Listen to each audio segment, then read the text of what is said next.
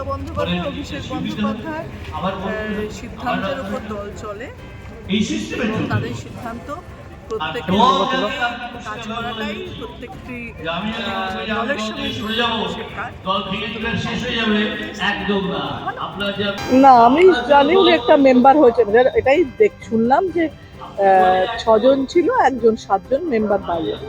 আমার কাছে কোনো খবর নেই, বা এটা তো নিশ্চয়ই তাহলে যেটাই হোক সেটা তো অ্যানাউন্স করবে, বা দল একটা চিঠি বা দলের তরফ থেকে একটা, বা কোর কমিটির তরফ থেকে নিশ্চয়ই কোনো একটা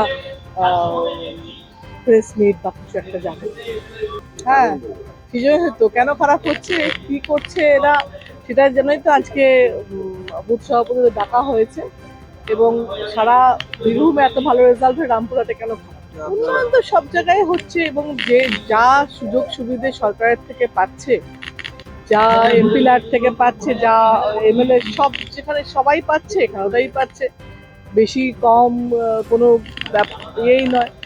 এবং তোমার রামপুরহাট ডেভেলপমেন্ট অথরিটির জন্যে এখানে তো আরো বেশি ডেভেলপমেন্ট হয়েছে।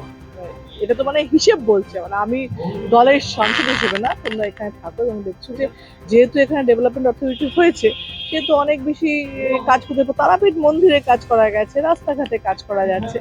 তারপরে কেন হচ্ছে না, সেটাই তো বিশ্লেষণ, সেটাই তো সেই অ্যানালিসিসটাই তো কর্মীদের করতে হবে।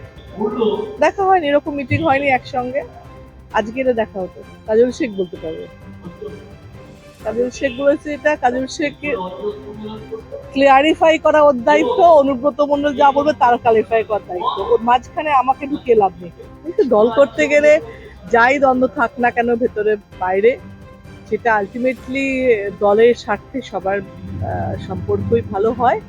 দলের স্বার্থে, দলের ভোট, দলের জন্য কাজ সবাই করে, তো ওরাও তাই করবে নিশ্চয়ই।